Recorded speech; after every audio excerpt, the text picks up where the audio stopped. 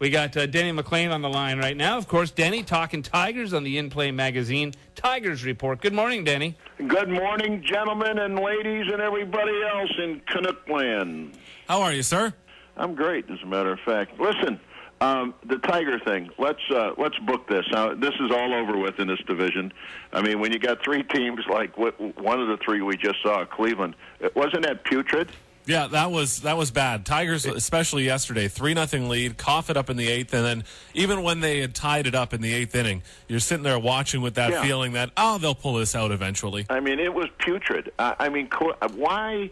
I think they should install some kind of a law that says, or regulation that states that you can't be selling all your stars in the middle of the season just because you're having a poopy season. I mean, don't you have to? Now, Cleveland's got to go back to the board. They got to go back into their minor league system, which apparently they don't have. They have to go out and buy guys again and try to put a team together that's more competitive than this BS AAA team that came in here. Fans want to go out and see major league teams. Yeah, I know we want the Tigers to win and all of that. But wouldn't you, yesterday wasn't a bad game in the grand scheme of things, but wouldn't you like to see something a little bit more exciting with some name players rather than all these guys? I mean, Cleveland, Kansas City, Toronto, the three of them couldn't make a major league team. And you look at Cleveland's roster and what they've given away. Cliff Lee is being a huge player this year with the Philadelphia Phillies. They gave away Ben Francisco as well. They gave away CC Sabathia last year, and you see what he's doing with the Yankees. He could win the Cy Young. But, yeah, the Indians now are basically Grady Sizemore and everybody else, and they are a long way from building a competitor again. Yeah, I mean, and you know what? We've been laughing all year about the Tigers being in first place for such a long time. Hell, and you guys and me have always agreed. It's the division we play in. We understand that. I mean, every other division, it seems like the leading team in the division is 20, 25 games over 500. And I don't know what we are as of this morning, but the bottom line is real simple. We play in a sucky-poo division, and it's going to get us into the playoffs, and anything can happen. Listen, when you got Verlander, who one day is going to learn how to pitch, and then he'll save so much effort and so many pitches rather than trying to strike out every guy. And then you've got, I'm going to tell you, you know who's really starting to make an impression on me, and I just say impression with a small I, is Porcello. Mm-hmm. Only because every time he does go out there, he does his 100 pitches and then dances and gets out of the game. And I still don't know if he can really pitch if it counts. I mean, that's when you're going to find out. You're going to get the little gut check to see if the guy really still understands the nature of the game. Because it's real easy to pitch either one run down or when you got a couple-run lead. And I'm anxious to see him. As far as our left-hander that we just got in here, folks, be patient. Everybody acted the same way when we got Cabrera in here 2 years ago when he started off so badly. I was one of the only guys in this town. I said, listen, anybody that hits 300 every year and hits 35, 40 home runs every year is not all of a sudden going to quit. Yeah. Unless they take the juice away. I mean, then, of course, we have to reexamine everything. But, and I still think there's a whole lot of juice going on through the league. But it is what it is, and until they catch somebody again or at least catch a majority of the tests that they run. Let's say they test 100 guys and they catch 50 or 60 guys. They're not going to do anything about this, and it really is kind of sad. Although I think we agree, too, the fans don't care. No, personally, I have more of a problem with the fact that the Yankees can spend $200 million and the Marlins spend $10 million than who's on the juice. Yeah, that's exactly right. Well, you know what? You still got to go out and get some. You still got to have the talent to begin with. The juice, I think, the juice really only happens and helps guys who've got some pretty good ability. Plus, fundamentally, they've already got a lot of things in place already. Everybody still thinks as of this moment. And you could make a hell of a case. Brandon Inge has been on the juice all year until a month or two ago.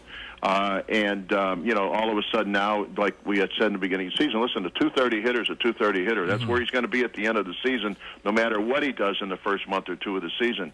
And the other thing that somebody could make a case with Inge is he got hurt. Yeah. I mean, that's what happens when you come off the juice. And I'm not saying he is, but he's just a good example of how that juice can get into somebody's career and really screw up something. And listen, by the way, guys, hey, Michael Vick, how about this? Did I hear he's buying a dog track? You know, I hope that was a dream I had last night.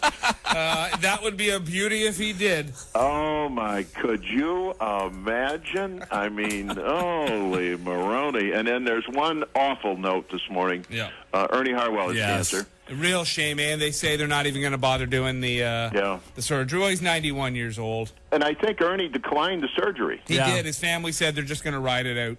Yeah, I talked to his attorney this morning. I'm going to try to get over and see Ernie over the weekend. And but I'm telling you, I've known Ernie since since the Civil War, I think.